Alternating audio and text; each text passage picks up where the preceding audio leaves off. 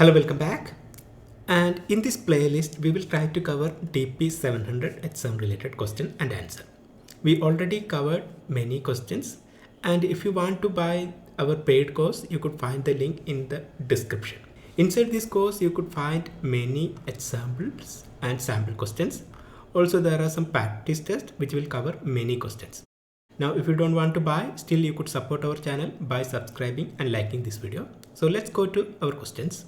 Let's check few more questions regarding DP-700 exam. Assume you are working for Step2C Corp. At Step2C Corp, a Fabric pipeline ingests millions of customer transaction record daily from cloud storage into Lakehouse. And the team noticed that the ingestion is taking a lot of time. How you will rectify this issue? So the question is, which of the following action should the team take to speed up the copy data activity without altering the data source? So we don't want to make much changes to our existing system, but we want to improve the performance. Now what we could do is we could increase the degree of copy parallelism so that the performance will get improved. So increasing the parallelism will help the system to process multiple data sets at the same time, and hence it will improve the performance. Now let's check the next question. Step2C Corp run nightly ingestion pipeline from their supplier SFTP server. Sometime network glitch cause copy failure mid pipeline. Require manual rerun. How Step2C Corp modify their Fabric pipeline to automatically handle transition failure without manual intervention?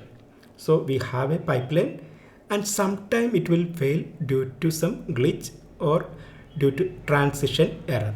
So what kind of settings you could use to fix this kind of issues?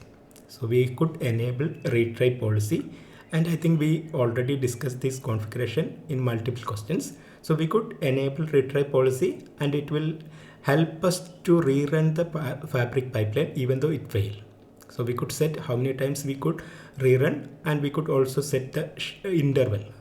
So if it failed, wait for a few minutes and then restart, that you could set. So this configuration help us to rerun the application without manual intervention. Let's check few more questions. Assume you are working for Step2C Corp. Step2C Corp data team currently store database connection string directly inside Fabric pipeline parameter, which will create some security risk. What is the best approach to secure authentication without storing credential inside pipeline? So we know if you want to make the access more secure, you could enable managed identity authentication, which will not require us to store the credential. We could use the identity to grant permissions. So we could use manage identity settings to avoid this kind of issues. Let's go to next question. Assume you are working for Step2C Corp and Step2C Corp runs Spark notebook in Fabric to join a small product catalog table with a massive sales transaction table. So you have a small data set and you want to join this data set with a very large data set. They notice slow join because the small table shuffle unnecessary across node. What is the optimization technique you could use to speed up the join process?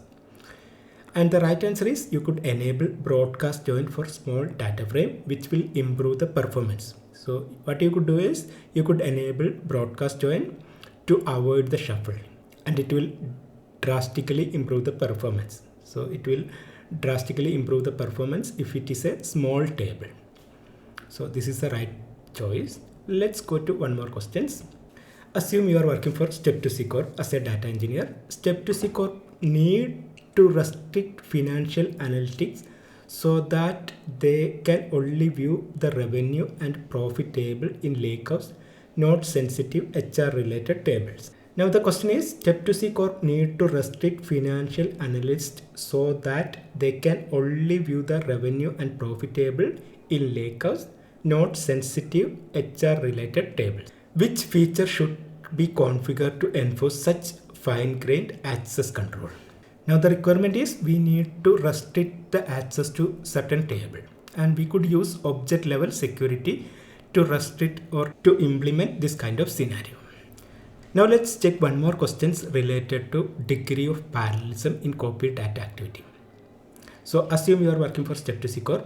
Step 2 C core increase the degree of copy parallelism in a copy data activity, but performance did not improve much.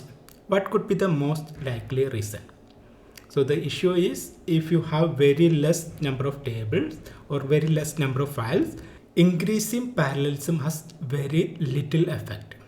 So if you have very few number of tables, increasing parallelism will not produce much improvement. So in this lecture, we tried to cover some more scenario based questions, and that's all for this lecture. We will cover few more questions in the upcoming lecture. So that's all for this video. Thanks for watching.